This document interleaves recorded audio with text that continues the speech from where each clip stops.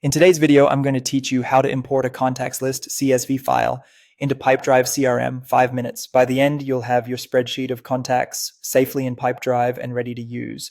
Before we start, make sure your file is clean and well organized. Save it as a CSV or XLSX, include clear column headers like first name, last name, email, phone, and organization, and remove blank rows or merged cells.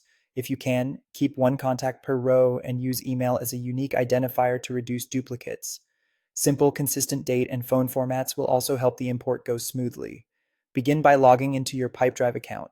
In the top navigation, open the More Options menu and choose Import Data. This opens Pipedrive's guided import tool. Click Get Started to begin. You'll land on a page where you select what you'd like to import.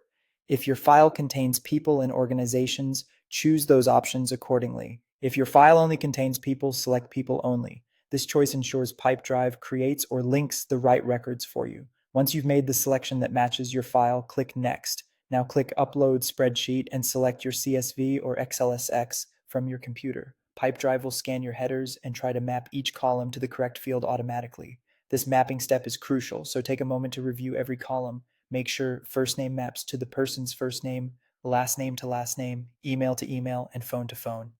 If you have an organization column, map it to organization name so people are linked to their companies. If you see a header that doesn't match an existing field, use the dropdown to pick the right one or assign it to a custom field you've already created. Check any duplicate detection setting if it appears. Typically, email works best as the unique field for people.